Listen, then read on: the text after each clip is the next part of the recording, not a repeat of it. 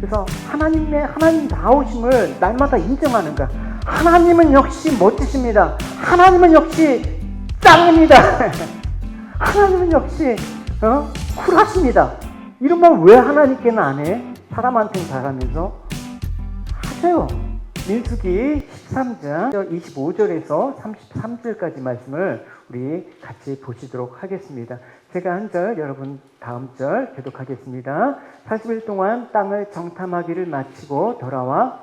민수기 13장은 아주 중요한 분기점입니다. 왜냐하면 그동안 이스라엘이 출애굽해갖고 광야에서는 이제 시내산에서 훈련도 잘 받았습니다. 1년 동안 훈련도 받고 이제 준비가 어느 정도 되는 듯 합니다. 그래서 이제 훈련을 받아서 이제는 우리가 갈 수 있다 하는 그런 자신감이 붙었던 그런 시점에 그 지역이 가데스 바네아라는 지역이에요. 아주 성경에서 대단히 의미가 있는 지역이란 말입니다. 그래서 이제 광야를 가로질러 1년 동안 머물면서 훈련하면서 있으면서 시간이 오래 지나면 확신이 좀 무뎌지잖아요. 아, 과연 우리가 이게 맞나?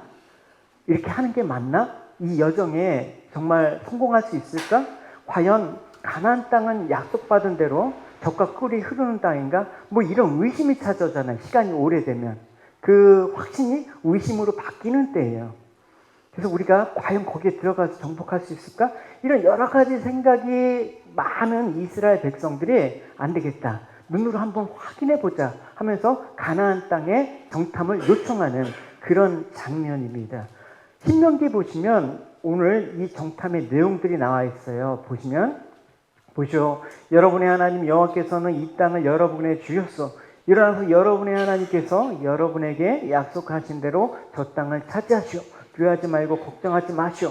모세는 분명히 믿고 가자 이렇게 했는데 백성들은 이게 확신이 안 드는 거예요. 그래서 백성들이 요구하는 거예요. 그러자 여러분 모두가 나에게 와서 말했어. 저 땅을 정탐할 사람을 먼저 보냅시다. 그래서 우리가 올라갈 길과 우리가 들어갈 성에 대해서 먼저 보낸 사람들의 이야기를 들어보고 우리 결정합시다. 사실은 이건 하나님의 약속에 대한 불신앙이에요. 확인하지 못해서 처음에는 그냥 가자 이랬는데 이스라엘 백성들이 불신앙적인 상태에서 확인해보고 가겠습니다 했습니다. 근데 하나님께서 그거 일단 억제하셨어요. 왜냐하면 우리가 보는 거에 약하지 않습니까? 직접 봐야지 믿겠다고 하는데 너희들의 믿음이 연약하니까 그래 너희들 원하는 대로 해주마 라고 허락하셨단 말입니다. 그래서 질책하지 아니하시고 그들이 이제 직접 보면서 좀 더 성숙한 신앙으로 가나안 땅에 대한 소망을 독려하기 위해서 하나님께서 배려해 주신 차원에서 이제 정탐을 허락하신 거예요. 근데 문제는 항상 시작이 잘못되면 끝도 결과가 좋지 않아. 지도에 보시면 이 가나안 땅의 12정탐꾼 각 지파별로 대표 한 사람씩 뽑았어요. 그래서 12명이 요 가데스바네에서 이제 출발하는 거예요. 그래서 요 북쪽 하맛에 있는 데까지 쭉 가는 거예요. 갔다가 40일 동안 정탐하고 다시 이 가데스바네에 돌아오는 거예요.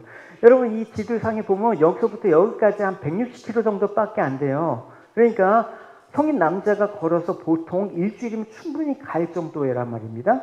그러니까 40일 동안 정탐을 했다는 것은 그 가나안 땅의 여러 가지 요소들을 구석구석 살폈다라는 의미가 됩니다. 한번 그냥 대충 둘러본 게 아니에요. 그래서 12명의 정탐꾼이 가나안 땅에 딱 가서 보니까 과연 좋더라. 야, 하나님의 약속하신 말씀대로 젖과 꿀이 흐르는 낙원이더라. 광야에서는 비교도 안 된 좋은 곳이었더라. 라는 그런 걸 눈으로 직접 확인했습니다.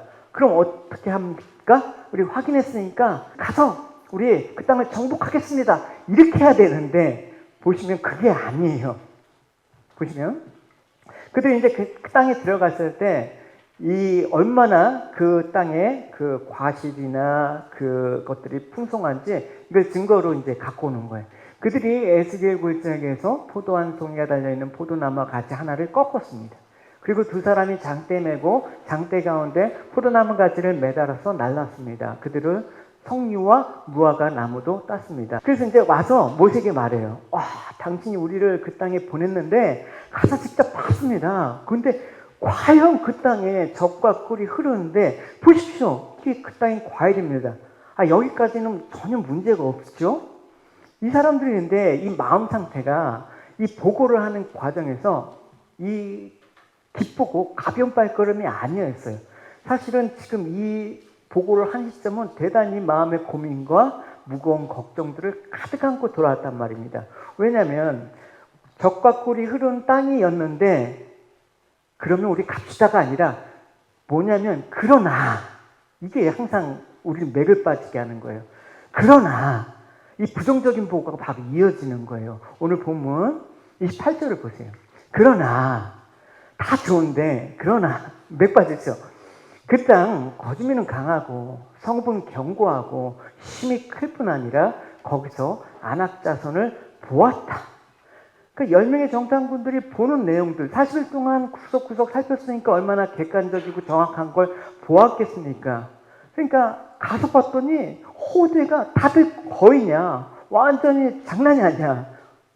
그러니까 그 당시 이스라엘을 볼 때 객관적으로 보면 여러 나라 열국들과 비교할 때도 무기도 없었지, 또 무장도 제대로 이루어지지 않았지, 군사훈련 동안 제대로 받지 못한 상태였지, 오합지졸이었단 말입니다. 사실 시내산에서 1년 동안 훈련을 받긴 했지만 군사훈련을 받은 건 아니에요. 사실은 율법과 하나님을 예배하는 그런 교육을 받았죠.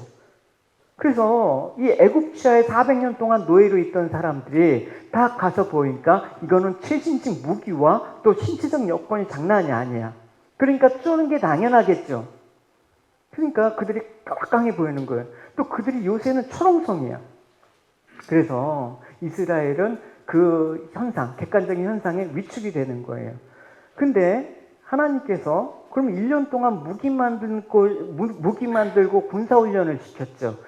그게 아니다. 너희들의 전쟁은 그게 아니다. 힘으로 하는 전쟁이 아니다라는 걸 보여주는 거예요. 힘이나 무기가 아니라 하나님 약속에 의해서 성취된 거룩한 전쟁에 너희들은 군사로 부름을 받았다. 이 싸움을 하기 위해서 부름을 받았는데 이 사람들은 그 싸움의 인식을 못하는 거예요. 이건 하나님께서 친히 싸우시겠다. 대장이 되어서 너희들을 직접 진두지휘해갖고 적들을 부시겠다라는 약속인데 그 약속에 대한 믿음이 없었어요. 그러면 믿음이 없으면 뭘로 보는 거예요? 육신으로 보는 수밖에 없는 거예요. 모든 게 듣고 보이는 그 현상으로. 근데 그게 객관적이란 말입니다. 그럴 때는 어떤 확신이 여러분 같으면 있겠습니까? 10명의 정탐꾼이 믿음이 없다라고 여러분 단정 짓지 마십시오, 여러분. 이 10명의 정탐꾼이 바로 우리라는 사실이에요. 그러니까 이 10명의 정탐꾼들은 이 같은 사실을 깨닫지 못한 거예요. 그래서 불신앙의 마음으로 그냥 눈에 보이는 대로 백성들에게 보고를 했습니다. 그러니까 여러분 약속을 믿지 못하잖아요? 그럼 눈에 보이는 걸 평가하는데 눈에 보이는 걸 평가하면 뭐가 보이나요? 자신의 무능함과 열악한 환경만 눈에 들어오는 거예요. 그래서 그러나가 나오는 거야. 그러나 못도 없고 그러나 못도 없고 그러나 이렇게도 안 되고. 그래서 여러분 이런 정탐꾼의 그 불안한 소식에 백성들이 막 동요되기 시작하죠. 근데 이 중에 갔던 두 명의 사람이 있죠. 갈렙과 여호수아. 오늘 본문에서는 갈렙이 이제 부각돼서 나오는데 이 갈렙은 이들과 같이 보았지만 견해가 달랐어요. 뭐냐면 그 불안해하는 백성들에게 이렇게 얘기하는 거예요. 30절에 보시면 갈렙이 모세 앞에서 백성을 조용하게 하고 이르되 우리가 곧 올라가서 그 땅을 취하자. 우리가 능히 이길 수 있다.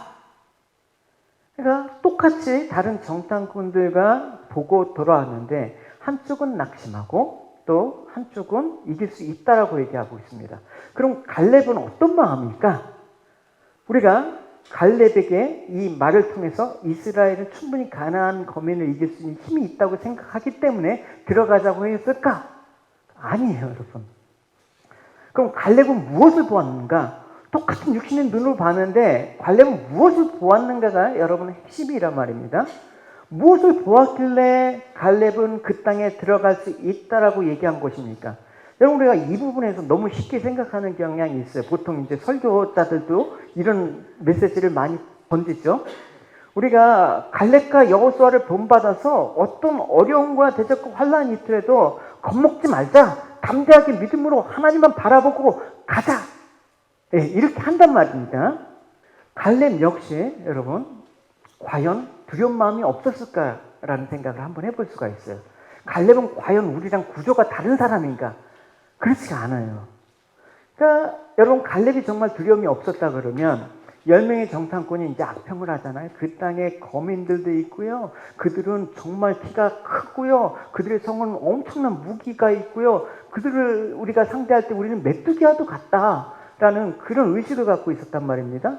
그때 갈렙이 만약에 정말 겁이 없었다 그러면 야, 그 가지게 뭐가 겁나냐. 키만 허대면 멀쩡했지. 아무것도 아니더구만. 그럴 필요 없어. 뭐 이렇게 얘기를 했을 법하죠. 근데 갈렙은 사실 동의했어요. 예? 두려운 마음이 없었겠습니까? 보니까 압도적인 전력 차이가 있는데 두려운 마음이 갈렙이라고는 없었겠습니까? 우리가 믿음이 있으면 두려움이 없다. 여러분 실질적으로 안 그렇잖아요. 믿음을 가지려고 하는데 두려움이 안 없어져. 기도를 하는데 이 두려움이 안 없어져. 이런 상황, 뭐 똑같은 상황 아니지만 예를 들어 봅시다. 예를 들어서 내가 열심히 하려고 하는데 육신에 병이 들었어. 내가 장사를 잘하려고 하는데 장사가 안 돼. 그래서 뭐 임대료 걱정해야 돼. 자식 잘 키우려고 하는데 나쁜 친구들과 어울려서 마약을 하면서 어디서 지금 뭐 하는지도 몰라. 그러면 두려움이 없을까요? 네. 하나님, 저의 믿음 없음을 용서해 주시고 염려, 걱정을 없앨 수 있는 믿음이 생기게 해 주십시오라고 기도했더니 순식간에 그 믿음의 그 기도를 응답받아갖고 갑자기 상대가 메뚜기처럼 보이는, 갑자기 이 모든 문제가 아무것도 아닌 것처럼 보는 그런 현상이 일어납니까? 저는 잘 안 돼요. 믿음이 없어서. 여전히 이게 두려움이 사로잡히는데, 이거 갈렙도 사실 두려웠을 거라는, 뭐 물론 갈렙은 두려워했다 속으로, 뭐 이런 구조는 없으니까 그건 여러분이 생각을 하시면 됩니다. 저는 이제 묵상할 때 갈렙도 두려웠을 것이다라는 그런 생각을 갖고 이제 원고를 썼단 말입니다. 그러면 갈렙의 그런 두려움들, 그러니까 갈렙이 두려움들을 이길 수 있는 그 원동력은 무엇일까? 물론 그럼 이건 조금 뒤에 가서 얘기를 하고, 그러니까 사람은 다 똑같단 말입니다. 하나님을 바라보고 그 땅을 취하자, 나가자는 말이 현실적으로 이건 불가능해, 이건 안 돼, 이런 말이 우리가 강하잖아요, 우리가. 그래서 정탐꾼은 그 땅에 대해서 악평을 합니다. 악평을 하는데 악평의 내용이 뭡니까? 이스라엘 자손 앞에서 그 정탐한 땅을 악평하여 이르되 우리가 두루 다니며 정탐한 땅은 그 거주민이 삼키는 땅이요 거기서 본 모든 백성은 신장이 장대한 자들이며 거기에 네피림 후손인 아낙 자손의 거인들을 보았나니 우리는 스스로 보기에도 메뚜기 같으니 그들이 보기에도 그와 같았을 것이다 라고 얘기합니다. 정탐꾼들이 정탐한 땅을 뭐라고 합니까? 악평을 하는 거예요. 악평이라는 히브리어 뒷바는 살짝 움직이다, 미끄러지다 해서 파생한 거예요. 이거는 듣는 이를 알고 고의적으로 살짝 미끄러지기 위해서 치밀하게 계산하는 거야. 예를 들어서 그런 거지. 이 악평은 대놓고 나쁘다고 하지 않아. 예를 들어서 그런 거예요. 아무개 집사는 참 믿음도 좋고 신앙생활도 열심히 하고 기도도 참 열심히 하고 너무나 본이 돼. 그러면 사람들이 그렇죠. 그런데 있잖아, 좀 게으른 것 같잖아. 뭐 이렇게 살짝. 그러면 이제 인식이 그러는 거야. 게으르면서 부지런한 척했구만. 이런 생각을 하시면 이게 악평이에요. 고의적으로 대놓고 하는 게 아니라 살짝 미끄러지게. 이게 중상모략이란 말입니다. 그러니까 이런 악평은 여러분 하지 마요. 하나님께서 무지 싫어하는 거예요, 여러분. 아시겠죠, 여러분? 그냥 좋은 말 하면 끝까지 좋은 말이에요. 그냥 다 좋은데 그런 데 있잖아. 뭐 이런 게 우리를 살짝 건드면서 이간질한단 말입니다. 여러분, 악평의 내용은 뭐냐면 이런 거예요. 가나안 땅이 비옥함 때문에 거주민들이 삼키는 땅이 될 겁니다. 이 말은 뭐냐면 그 땅이 비옥한 땅이기 때문에 많은 족속들이 서로 차지하려고 하지 않습니까? 그런 가운데 많은 희생, 멸망을 할 땅이라는, 오히려 좋기 때문에 이건 싸움이 일어날 수밖에 없는 분쟁의 땅이다라는 거예요. 이거 악평이죠, 여러분. 이런 말 없었잖아요, 전혀. 좋긴 좋은데 이런 거. 또 가나안 거미 모두가 장대예요. 모두가 키가 2m인 그런 그 민족이 어디 있어요. 2m짜리도 있고 또 작은 사람도 있고 그렇지 않습니까? 섞여 있을 거 아니에요. 근데 이 정탐꾼은 모두가 거인입니다. 모두가. 그들은 네피림에 있어. 그래서 공포를 느끼게 하는 거예요. 그러니까 정탐꾼은 또 안악자성과 비교해서 우리는 메뚜기다라고 비교하는 거예요. 이런 게 이제 악평이란 말입니다. 있는 사실을 그대로 얘기한 것도 아니란 말입니다. 그걸 살짝 비꼬면 엄청난 파장이 일어나는 거예요. 그래서 악평은 대단히 하나님께서 싫어하시는 거예요. 싫어하시는 거예요, 여러분. 절대 그런 말 하시면 안 돼요. 그러니까 어쨌든 이런 모든 근원은 뭐냐? 그 열등감 때문에 자기 비하의 표현이죠. 열등감을 가질 수밖에 없었던 이유는 뭐냐면 하나님의 함께 하심을 믿지 못하면 열등감이 생겨요. 비교할 대상이 없잖아요, 여러분. 그럼 어떻게? 이 열등감이 세상과 비교가 돼. 세상에는 여러분 얼마나 잘난 사람들이 많아요, 여러분. 예? 여기서 우리가 뭐 경영자같이 축구를 잘한다고 해도 손흥민하고 비교하면 잽도 안 되잖아요. 그 열등감을 느끼지.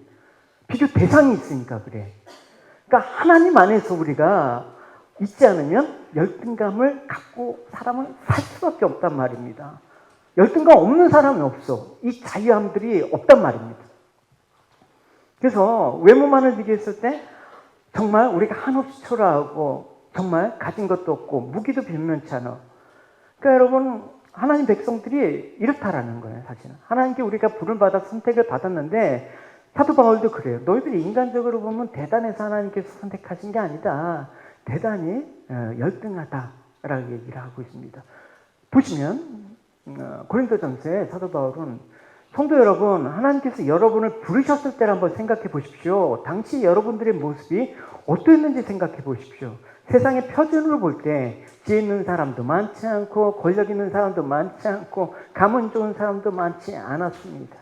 우리 그 멤버들을 보십시오, 여러분.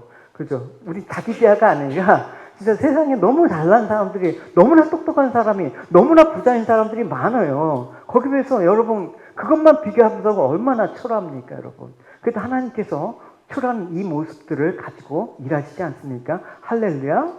근데 교회가 돈이 있어야 되고 힘이 있어. 그래야지 교회가 큰일 할 수. 만약 그렇게 하면 차라리 여러분들이 아니라 빌 게이츠 한 명을 변화시켜갖고 이 자리에 앉혀야지. 그러면 더 큰일 할 수 있지. 하나님의 일의 방식은 그게 아니거든.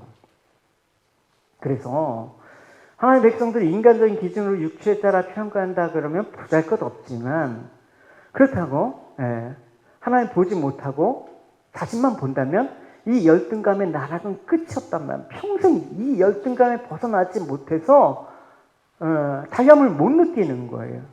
근데 그 열등감에서 벗어날 수 있는 유일한 길은 있지 않습니까? 세상의 비교 대상을 찾는 게 아니라 하나님을 바라볼, 내 안에 계신 주님을 바라볼 때 이 열등감에서 자유하게 되는 역사가 일어나요. 할렐루야. 결국 믿는 자와 믿지 않는 자의 차이는 뭐예요? 믿지 않는 자는 현실을 자기 눈대로 보는 거예요. 그리고 본대로 자기 생각대로 평가하는 거예요. 그러니까 객관적으로 맞는 것 같지. 근데 객관적인 사실임에도 불구하고 그 평가가 과연 그 영혼한테 도움이 되는가라는 생각을 해보게 되는 거죠. 반면에 믿음의 사람은 그렇진 않아요. 현실을 보는 대로만 보진 않는단 말입니다. 그렇다고 제 말은 현실을 무시하라는 말은 아니에요. 현실을 무시하고 하나님만 바라보라는 말 아니에요. 신자도 현실은 현실대로 정확히 보셔야 돼요. 그래서 여러분, 우리가 믿는 사람에도 세상에서 돈도 열심히 버셔야 돼요. 성실하게. 공부도 열심히 하셔야 돼요. 최선을 다해서 현실의 삶을 살아야 돼요. 그러나 무슨 차이예요? 성도는 현실의 사람들은 고달프잖아요, 여러분. 앞으로도 먹고 살아야 되기 때문에 아픈 몸을 이끌고 나가야 돼. 힘들어도 다시 공부시켜야 되기 때문에 이 무거운 몸 끌고 나가야 돼. 이 고달픈 현실. 근데 이 고달픈 현실에서 믿음의 사람은 뭘 본다? 하나님을 볼 줄 아는 사람이다. 할렐루야. 더 정확하게 말하면 여전히 내 현실은 막막하고 너무나 크게 보이고 이 현실상의 나란 존재는 너무나 메뚜기와 같이 옹색하고 작은 존재처럼 보인다 하더라도 나는 어떤 상황 가운데 내 배후에 내 인생을 주관하시는 하나님을 발견할 줄 아는 자. 할렐루야! 그게 바로 믿음의 사람이란 말입니다. 우리의 기도도 역시 다윗의 기도와 다를 바가 없는 이런 기도를 할 수가 있어요. 다윗이 기도를 했어요. 침상에 눈물이 마를 날이 없고 염려와 근심으로 뼈가 마를 정도로 그렇게 고통스러운 가운데, 근데 기도해도 두려움과 그 염려가 떠나지 않아. 자기는 한없이 죄악 가운데 작아지는 그런 가운데 한 다윗의 기도를 보십시오. 여호와여, 언제까지 나를 잊고 계실 겁니까? 언제까지 숨어 계실 겁니까? 언제까지 내가 걱정해야 됩니까? 언제까지 내가 날마다 슬퍼해야 됩니까? 언제까지 원수가 나를 보고 우쭐대야 됩니까? 그러니까 그 강한 원수들 앞에 내 자신이 너무나 초라한 거야. 그래서 하나님께 기도하는 거예요. 근데 여러분, 이 기도가 밤새도록 울부짖고 이 문제를 해결하려고 하는 그런 울부짖는 기도만 보시면 안 돼요.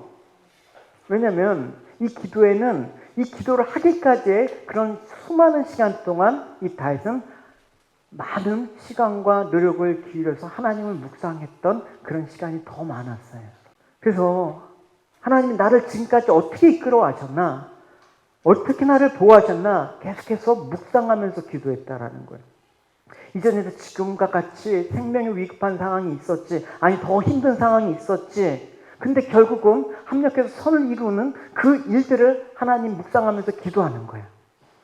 그러면서 하나님과 인격적으로 또 개인적으로 이렇게 체험적인 추억을 이렇게 하나하나 기억을 하면서 하나님의 은혜와 권능이 어떤가를 구체적으로 명확하게 알아가는 과정. 그게 바로 기도의 과정이라고도 할 수가 있어요. 기도는 모든 종교의 그런 종교인들이 다 하는 거예요. 그죠? 기도는 다. 왜냐하면 신적 존재에게 다 비나이다라는 기도를 한단 말입니다. 근데 기독교의 기도는 좀 다른 거. 그래서 현실은 분명히 크고 나보다 훨씬 더 엄청나게 위압감이 있지만 그것과는 비교도 안 되게 엄청나게 크신 하나님을 기어이 발견해내는 거. 그게 기도란 말입니다. 할렐루야. 그래서 그 하나님을 발견하는 것 자체가 사실 기도 응답이에요. 그러니까 10명의 정탐꾼들은 보고를 잘못한 건 아니에요. 보고는 정확했지만 평가가 잘못됐어요. 그 평가가 잘못된 원인은 뭐냐면 바로 하나님의 은혜와 하나님의 크심을 발견하지 못한 상태에서 했기 때문에. 그러니까 여러분, 내 인생을 내가 평가한다라고 했을 때 여러분 그것이 되게 부정확해요. 또 불완전한 우리가 다른 사람의 인생이 어떻다 저렇다 얘기할 수가 없는 게, 여러분 그 연약한 상태를 평가하면 그게 악평하는 결과가 일어나요. 그렇기 때문에 오늘 성경에서 하나님의 크신 은혜를 먼저 발견하고자, 하나님의 그 마음과 하나님의 눈으로 제가 모든 것들을 바라볼 수 있기를 원합니다. 하나님, 제 눈을 열어주십시오. 제 마음을 열어주십시오. 할렐루야. 이 기도를 하셔야 되는 것입니다. 보시면 이제 열왕기 7장에 이런 내용이 있어요. 이제 북이스라엘 사마리아가 아람 군대에 포위되었습니다. 꼼짝없이 아람 군대에 이제 사마리아가 멸망할 지경이에요. 포위했으니까 성 안에 있는 사람들이 그 시간이 길니까 굶주림이 이제 극심해져요. 그래서 거의 죽을 지경이 되니까 어떤 일도 하면 자식을 잡아먹는 거야. 오늘은 너희 자식 잡아먹자. 내일은 우리 자식 잡아먹게. 이렇게 해갖고 염려를 하는 상태야. 얼마나 비참한 거예요. 결국은 이제 그 상황까지 가면 다 죽는 거죠. 음식은 이제 기근이 들으니까 먹을 것이 없으니까 감히 할 수 없어요. 그러니까 그 조금 있는 것도 엄청나게 인플레이션이 올라가겠죠. 그러니까 이 돈 갖고도 살 수가 없는 거예요. 예. 그러니까 이제 엘리사가 이제 딱 나서는 거예요. 하나님의 선지자가. 그러면서 오늘 상황이 이런데 내일이 되면 아람 군대는 모두 물러나서 우리 삶들은 예전과 같이 됩니다. 예언합니다. 하나. 여러분 생각을 해보세요. 내일이면 그것도 앞으로 한 몇 개월 있으면 참 좋아질 겁니다. 이러면 좀 피부에 와닿잖아. 근데 내일이면 갑자기 바뀔 겁니다. 그러니까 사마리아의 군대 장관이 딱 비웃는 거예요, 여러분. 여러분 같으면 여러분 받아들이겠습니까? 하나님 군대 장관이 나타나서 그런 게 어디 있어? 하늘의 창을 하나님께서 낸다는데 그런 일은 결코 일어날 수가 없어요. 객관적으로 이 상황들을 우리가 보자고 해도 이건 불가능합니다. 이런 발언을 했단 말입니다. 맞는 말이잖아요, 여러분. 여러분 같으면 어떤 말을 하겠어요? 전에 엘리사가 왕에게 이렇게 말했습니다. 내일 이맘때쯤에 사마리아 성문에서 고운 밀가루 한 사를 은 한 세겔에 보리 두 사를 은 한 세겔에 살 수 있을 것이요. 이제 상황이 좋아진다라는 것이죠. 그러자 왕의 부자간이 대답했습니다. 여호와께서 하늘의 창을 열고 곡식을 쏟아 부어 주신다 하더라도 그런 일은 결탄코 일어날 수 없어. 엘리야가 그에게 말했습니다. 당신 눈으로 틀림없이 볼 수 있을 것이요. 그러나 당신은 아무것도 먹지 못할 것이요. 그 보좌관은 엘리사의 말대로 되었습니다. 백성들이 성문에서 그를 밟고 지나가는 바람에 그는 죽고 말았습니다. 비참하잖아요. 하나님 말씀은 된다는데 그럴 리가 없어. 그 인생이 비참했단 말입니다. 하나님 살아계신데, 살아계시는 거 아는데 그런 일들이 일어날까라는 의심. 결국 여러분, 믿는 사람이나 믿지 않는 사람이나 주어진 현실은 똑같아요. 똑같이 걱정거리 있고 똑같이 힘든 일 있고 뭐 다 그렇잖아요. 우리가 믿지 않는 사람들하고도 똑같아요. 먹고 사는 거 걱정되잖아요, 여러분. 예? 먹고 사는 거 걱정하지 말라고 얘기해도 걱정이 되잖아. 근데 중요한 건 걱정이 될 수 있어요. 걱정하지 말라는 게 아니야. 그러나 내 현실의 삶에서 나의 삶을 주관하고 계시는 하나님을 발견하는 자는 그렇지 못한 자와 결과가 다르다. 할렐루야. 결국 이스라엘 백성들이 들어가면 이긴다라는 그 여호수아와 갈렙의 말을 들었다 그러면 죽지 않았겠죠. 근데 결국은 10명의 정탐꾼, 그런 일은 없어, 들어가면 우리가 죽어. 그러니까 진짜 죽는 거예요, 여러분. 사망의 소리에 귀 기울이면 죽는 거고 생명의 소리에 귀 기울이면 사는 거예요, 여러분. 예? 오늘날 내가 너희한테 들리는 하나님의 음성을 들을지어다. 계시록의 말씀이잖아요. 귀 있는 자들아 들을지어다. 민수기에 이제 그 10명의 정탐꾼의 말씀을 들으니까 반응이 그런 거예요. 그날 밤 모든 백성이 큰 소리로 울기 시작했습니다. 이들은 자신의 처지를 불쌍히 여겼어요. 자신의 신세를 한탄하면서 막 통곡을 하고 있습니다. 이게 신앙의 한계예요. 여러분, 어찌할꼬 애통하면서 우는 건 좋다고요. 그러면 그 울음을 그쳐서 안 되죠. 이 울음을, 내 슬픔을 가져가실 자가 누구인가를 생각해 봐야 되는 거 아니겠습니까? 그 음성을 기울여서 그 슬픔을 건져내실 유일하신 그 주님을 바라봐야 되지 않습니까? 전혀 어려움에 봉착하자마자 낙심하고 한탄하고 우는 것밖에 없어. 똑같이 우리 어려움이 올 때 믿음의 사람과 믿지 않는 사람은 그때 분명히 반응이 일어나요. 낙담하고 낙심하면서 그냥 자포자기. 근데 믿음의 사람은 그때 일어서거든. 그때 하나님을 신뢰하거든. 할렐루야. 우리 인생 가운데 수많은 그런 과정을 겪었을 때 그걸 담대함이라고 얘기해요. 그 담대함이 우리에게 있어야 돼. 요즘 같은 세상에 특히. 그러니까 이스라엘이 자기 입장만 내세우고 있지 않습니까? 그러니까 자신들은 아무 잘못이 없어. 결국은 모든 게 하나님 탓이야. 결국은 신앙의 끝은, 그 원망의 끝은 뭡니까? 하나님이야. 여러분, 신기하죠? 예. 그 원망의 원인은 결국 하나님이야. 결국 교회야. 이렇게 돼서는 여러분 안 돼요. 여러분. 그래서 이런 결과를 가져온 하나님이 책임져야 된다는 식으로 몰아가는 이스라엘 백성의 모습을 보십시오. 보시면 모든 이스라엘 백성이 모세와 아론에게 불평했습니다. 모든 백성이 그들에게 말했습니다. 우리가 이집트에서 죽었거나 광야에서 죽었더라면 더 좋았을 것이요. 여호와께서는 왜 우리를 이 땅에 인도하셔서 칼에 맞아 죽게 하는 거요. 우리 아내와 자식들은 잡혀가고 말 것이요. 차라리 이집트로 돌아가는 것이 좋소. 하나님이 잘못했다라는 거야. 하나님이 살아계시면 이런 일이 있을 수가 없다라는 거야. 목사가 기도를 잘못해서 그렇다라는 거야. 그건 하나님과의 지금까지 거래했던 거예요. 거래는 신앙이 아니잖아요, 여러분. 예, 하나님과 거래하지 마시고 관계를 맺으세요. 그래서 만약에 여러분들이 이스라엘의 입장이라면 어떻게 말씀하시겠습니까? 나라면 끝까지 하나님 인도를 따라 어디든지 가오리라. 그렇게 쉽게 생각할 부분이 아니니까 제가 얘기를 하는 거죠. 하나님께서 이스라엘 백성들을 광야로 인도하시면서 수많은 기적을 통해서 말씀하셨습니다. 그래서 이제 이스라엘은 하나님께서 그동안 자기들한테 베푸신 이적을 생각지 않았다라는 거예요. 기적들을. 여호와께서 이제 하나님께서 말씀을 하시는 거예요. 여호와께서 모세에게 말씀하셨습니다. 내가 이들 가운데 기적을 일으켰는데도 이 백성이 언제까지 나를 멸시할 거냐? 언제까지 나를 믿지 않느냐? 보여주지 않았느냐? 너네들한테 베푼 그 기적을 왜 하나도 기억하지 못하니? 라고 얘기하는 거예요. 그러니까 나를 멸시하지. 너희들이 이걸 통해서 하나님의 일을 봤다면서 하나님을 신뢰하지 않지. 난 너희들을 하나님 백성으로 인정할 수 없어. 왜냐? 하나님 백성을 부르신 이유는 너무나 분명해요.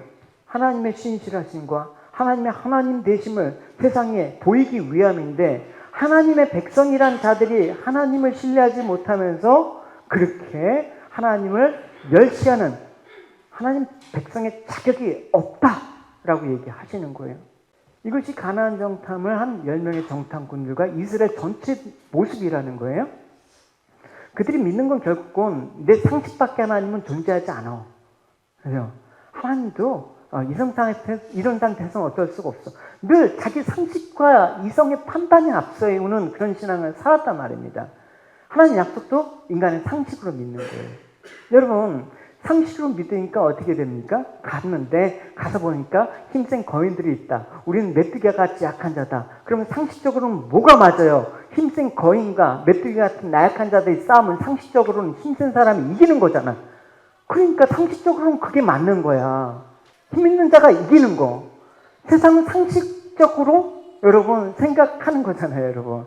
예? 돈 있는 사람이 행복한 거야. 권력이 있는 사람이 힘이 있는 거야. 예? 많이 배워야지 잘난 거야. 교회가 커야지 하나님 영광이 되는 거야. 뭐 이런 거 얼마나 많이 들어왔습니까? 상식으로 믿는 신앙은 하나님 멸시하는 거라니까요. 근데 그 상식 밖에 사람이 나와요. 상식 밖에 사람이 그 12정탐꾼의 중에 2명. 누구예요? 갈렙과 여호수아. 이런 상식, 인간의 상식은 무시하는 거예요. 세상의 법칙과 세상이 규정하고 있는 세상의 그 세계관을 부수면서 하나님을 바라보는 사람이 나오는 거예요. 이걸 히브리서의 표현대로 뭐라고 얘기하냐면 세상이 감당치 못할 자, 믿음의 사람들 쭉 얘기하면서 그렇게 얘기했단 말입니다. 그러니까 상식대로 사는 게 아니에요. 그들의 상식은 뭐냐? 우리도 상식이 있어요. 우리의 상식은 뭐다? 하나님 말씀이다. 할렐루야. 우리의 기준이라는 것이죠. 우리의 상식과 기준은 뭐다? 하나님 순종하는 거다. 그게 우리의 상식이 돼야 되는데 이게 상식이 될 수 없어. 세상의 상식 갖고 자꾸만 답변하니까 이건 안 돼. 하늘에 창을 내린다 하더라도 우리가 지금 이 기근에서 벗어날 수 있겠어? 이런 군대장관처럼 말도 하는 거예요. 하나님 순종하는 게 여러분 그냥 상식이 되길 바랍니다. 할렐루야. 그러면 정말 하나님 말씀대로 순종한 사람과 세상의 상식대로 하나님 말씀을 본 이들 중에서 누가 살았습니까? 보십시오. 결국은 자기네들 상식으로 하나님 말씀을 판단하고 그렇게 악평을 했던 사람들의 모습을 보십시오. 그 땅에 대해서 나쁜 소식을 전한 사람은 여호와께서 내리신 끔찍한 병으로 말미암아 죽었습니다. 오직 눈의 아들 여호수아와 여분의 아들 갈렙만 죽지 않았다. 10점 정탐꾼이 어떻게 죽었다라는 거예요, 여러분. 그리고 그 죽음의 메시지를 받아들이는 나머지 이스라엘 백성들도 결국 그 시험에서 탈락해서 40년 동안 유리방황하다가 서서히 죽었다라는 걸 알 수가 있는 것이죠. 보시면 너희 자녀들은 40년 동안 이 광야에서 떠돌아다닐 것이다. 그들은 너희 허물을 짊어지고 너희가 광야에서 죽어 땅에 물칠 때까지 고통을 당할 것이다. 여러분, 우리 자녀에게 무슨 말을 해줘야 될지 여러분 이제 부모로서 결정을 하셔야 되는 거예요. 야, 그렇게 해도 안 돼. 너 일단은 자꾸만 죽는 말로, 죽는 길로 인도하시면 안 돼. 사는 길로. 할렐루야. 그러니까 여러분 중요한 건 뭐냐? 하나님은 나를 살리실 분이다. 그러면 살리는 분의 말씀을 들어야지. 세상이 말 듣고 나를 살려달라고? 그 하나님은 나를 죽이시는 분이야. 나를 죽이시는 하나님은 전혀 생각지 않는다고요, 사람들이. 나는 그래도 천국에 갈 수 있어. 나는 그래도 구원 받아. 교회 다니잖아. 교회에서 열심히 했잖아. 그 하나님 나를 구원시켰지. 너무 아니라는 거예요. 이들 다 하나님 믿었던 사람들이 훈련까지 받았던 사람이에요. 하나님 말씀 듣고 목숨까지 걸면서 출애굽했던 사람이에요. 홍해까지 건넜던 사람들이 이 모양이라니까. 여러분, 우리가 어떤 자가 죽고 어떤 자가 사는지 분명히 알아야 되는 거야. 할렐루야. 우리는 하루하루 그냥 사는 게 아니라 생사의 갈림길에서 살고 있거든. 내가 오늘 주님 아니면 난 죽는다. 이 각오를 살아야 돼. 죽으면 죽으리로다. 할렐루야. 민수기 14장 8절에 여기서 우리를 기뻐하시면 우리를 그 땅으로 인도해 드리시고 그 땅을 우리에게 주실 것이다. 이는 과연 젖과 꿀이 흐르는 땅이다. 그러니까 약속의 땅에 들어가려면 어떻게 해야 돼? 여호와께서 우리를 기뻐하셔야 된대. 예? 하나님 기뻐하시는 인간이 돼야지 약속의 땅을 들어갈 수 있다. 근데 생각을 해보세요. 누가 과연 인간이 하나님을 기뻐하실 수 있는 실력과 그런 자격이 있나? 아무도 없어요. 그래서 우리는 10명의 정탐꾼과 불평했던 악평했던 이스라엘 백성이란 말입니다. 우리는 들어갈 수가 없단 말입니다. 그럼 하나님께서 어떻게 들어가게 하십니까? 그래서 구약은 반드시 어떻게 신약과 연결해서 풀어내야지만 이게 풀려요. 보시면 유다서에 예수 그리스도의 종이요 야고보의 형제인 유다는 부르심을 입은 자 곧 하나님 아버지 안에서 사랑을 얻고 예수 그리스도를 위하여 지키심을 입은 자들에게 편지를 한다. 여러분 보십시오. 누구를 위해서 지키심을 입었다고 우리가 나와 있습니까? 하나님이 너희를 지키시기 위해서 지키심을 입은 거야? 그런 말 없어요. 보시면 분명히 얘기하시죠. 그리스도를 위해서 우리를 지키신다라는 거야. 할렐루야. 우리가 주님 안에 없으면 천국에 못 가요. 그래서 주님 안에 있어야지만 들어간다란 말이에요. 인간의 자격이나 공로는 절대 무효. 이걸 계속해서 구약은 가르치시는 거거든요. 이게 열정탐꾼과 이스라엘의 불신앙의 모습을 통해서 이게 너희들의 모습이라는 걸 분명히 가르치시는 것이거든요. 그래서 그 땅에 들어가기 위해서는 절대 예수 그리스도의 흘리신 피, 예수 그리스도의 십자가만을 붙잡고 주님 안에 있는 너희들이 바로 그 땅에 들어갈 거야. 약속의 땅. 할렐루야. 그러니까 하나님께서는 주님의 십자가 헛되지 않기 위해서 우리를 지키시는 거예요. 그러니까 우리의 몸을 위해서, 우리가 이 땅의 삶들의 부귀 영화를 위해서 우리를 지키시고 보호하신다? 그런 말이 어디 있어요, 여러분? 그거는 믿지 않는 자들에게도 이 땅의 삶들은 부유하여. 여러분, 자꾸만 하나님한테 이렇게 해서 복 받았다라는 자꾸만 그런 걸 하지 않으셔야지 여러분 신앙이 건강한 신앙이 되는 거예요. 예? 예? 11절에 이만큼 했더니 30배, 60배, 100배 결실을 얻었습니다. 이건 하나님 거래하는 거잖아. 예? 앞으로 그런 얘기를 여러분 잘 귀담아 들으시면 여러분 안 돼요. 어쨌든 하나님이 지키심이 없다 그러면 예수 그리스도의 십자가는 헛된 일. 그럼 우리는 어떻게? 죽는 거죠. 죄인이 오라고 이 땅에서 광야에서 벗어날 길이 어디 있어요. 그래서 우리가 세상에서 육신을 입고 사는 삶이란 뭐냐? 그리스도의 눈으로 볼 수 있는 세계의 삶. 그리스도를 믿음으로 보여주는 세계의 삶들을 살아내는 거. 그게 우리들의 몫이란 말입니다. 할렐루야. 그럴 때 주님의 일하심이 분명하게 보여. 그럴 때 점점 갈등이 없어지는 거예요. 예전에 믿음이 없을 때는 이것도 좋고 세상도 좋고 교회도 좋고 세상도 좋고 교회 사람도 좋고 이게 좋고 막 이렇게 왔다리 갔다리 하는데 이제 점점 분명해지는 거예요. 그렇죠?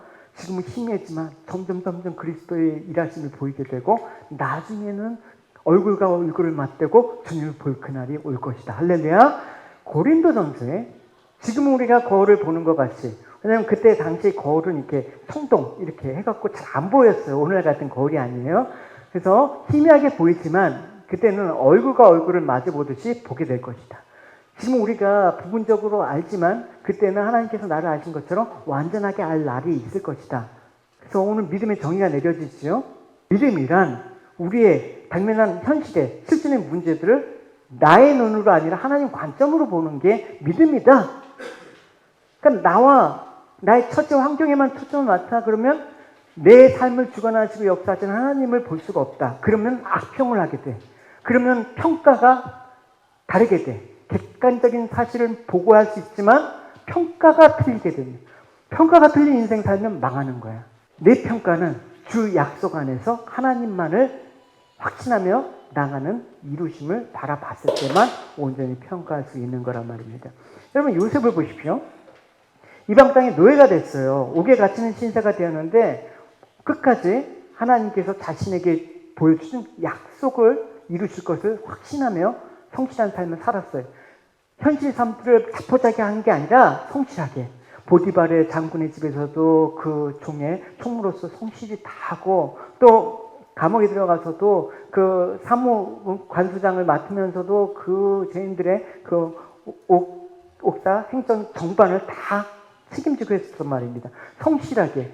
낙심되는 상황 가운데 성실하게. 그러나 그 낙심되는 상황에서 하나님의 약속을 바라봤다. 하나님을 발견했다. 할렐루야. 그게 오늘 설교의 핵심이기도 해요. 보시면 그가 한 사람을 앞서 보내셨으며 요셉이 종으로 팔렸도다. 그의 발은 차코에를 차고 그의 몸은 쇠사슬에 매었으니 곧 여호와의 말씀이 응할 때까지다. 그의 말씀이 그를 어떻게 연단했다. 믿음이란 인간의 눈으로 보면 절망하고 포기할 수밖에 없어. 현실의 삶들을 보면 너무나 낭망할 수 없어. 그런데 믿음이란 그걸 포기하지 않게 한다. 그 현실에서 하나님의 은혜와 역사를 바라보게 한다. 할렐루야. 그래서 히브리서에서 믿음은 뭐냐면 우리가 바라는 것들에 대해서 확신하는 거다. 또한 보이지 않는 것이지만 그것이 사실임을 믿는 것이다. 라고 얘기해요.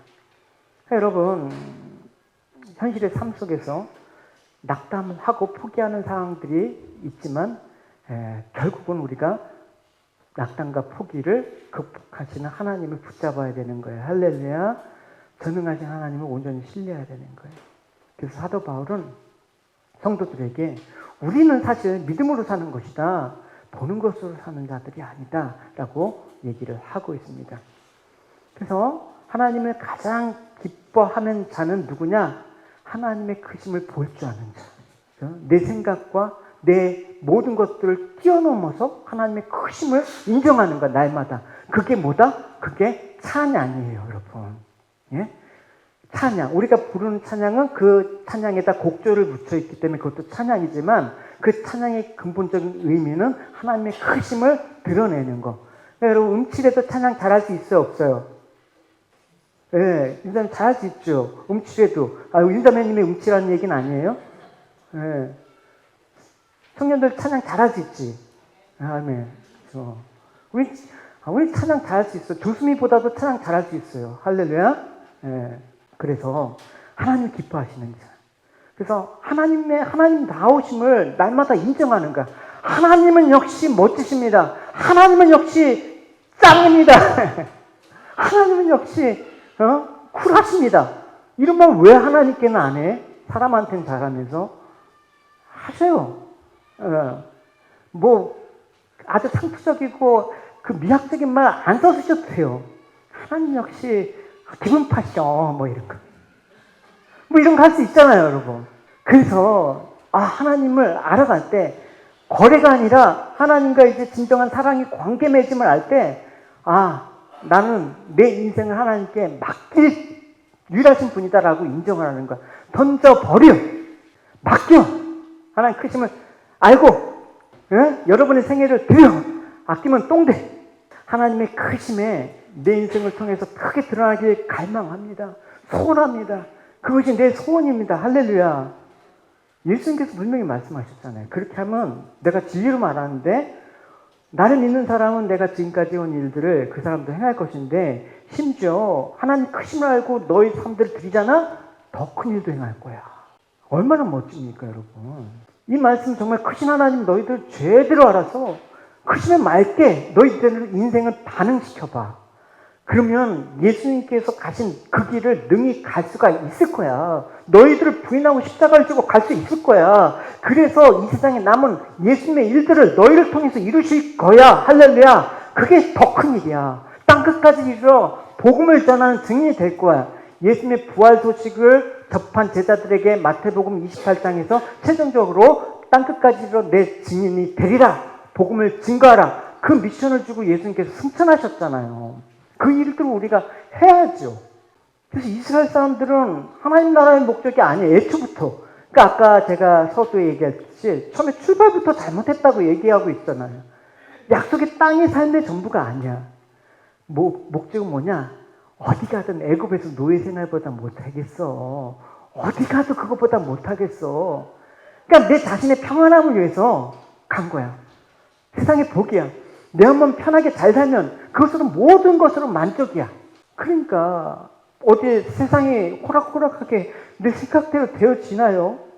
그러니까 조금만 어려움이 되면 불평 오는 거야. 그리고 하나님 원망하는 거야. 그리고 악평을 하는 거야. 우리의 싸움은 결국 뭐냐?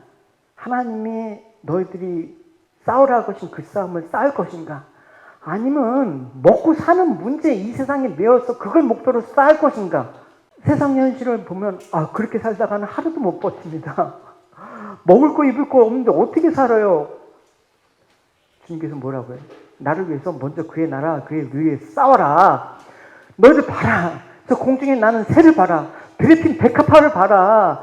그거 너희들이 입혔냐 먹였냐? 솔로몬의 영광도 그 백합만도 못하는 거야. 그 아끼다 똥되는 그까짓 거 갖고 그렇게 하냐고. 마태복음에. 그러므로 무엇을 먹을까, 무엇을 마실까, 혹은 무엇을 입을까 하면서 걱정하지 마라, 제발. 이런 걱정은 이방인들이 하는 거야. 하늘에 계신 너희 아버지께서 너에게 이 모든 필요한 것을 아신다. 할렐루야. 아신다. 하나님 일하심을 믿고 맡겨라. 주세요. 그러니까 우리가 열심히 살아요. 좋아요. 예. 여러분 목표 정하시는 거 좋아요. 근데 구별할 줄 알아요. 열심히 살고 목표를 정하는 것들이 필요한데 과연 그것이 내 생명이 내 손에 달린 줄 알고 내가 스스로 목표를 정해서 열심히 사느냐? 아니다. 하나님께 맡기면서 사는 게 내 인생의 삶이고 목표가 되는 거다. 그게 우리들의 싸움의 항상 갈림길이에요, 여러분. 이 싸움에서 여러분 승리하실 바랍니다. 할렐루야. 자기를 믿고 사는 자에게는 승리가 없습니다. 그러나 여러분들이 하나님께 모든 것들을 맡기고 믿음으로 말씀을 붙잡고 싸워 나가십시오. 할렐루야. 그거 우리 인생의 드라마틱한 승리가 여러분한테 있을 거예요. 여러분 이 승리가 있길 바랍니다. 여러분 스토리 참 좋아하잖아요. 여러분 아무리 여러분 보잘것없는 인생이라도 그 인생에 하나님께서 한 스토리가 있으면 감동이야. 아무리 화려해도 그 인생에 스토리가 없으면 하나님이 하신 흔적이 없으면 별 볼 일 없고 아무런 흥미가 없어. 여러분 인생이 스토리 있는 인생이 되길 바랍니다. 할렐루야. 네. 목요일날 성경 공부는 스토리 성경 공부를 하고 있습니다. 그래서 목요일 성경 공부도 여러분 참석하실 수 있는 주제들은 참석하시는 게 여러분 인생에 여러분 귀한 도움이 될 겁니다. 여러분 하나님께서 하신 일들을 항상 마음에 두시면서 하나님이 여러분들을 어떻게 도우셨는지 잊지 마시고 여러분 믿음의 승리를 하시는 여러분 되시기를 주님의 이름으로 축원합니다. 우리 같이 기도하시겠습니다.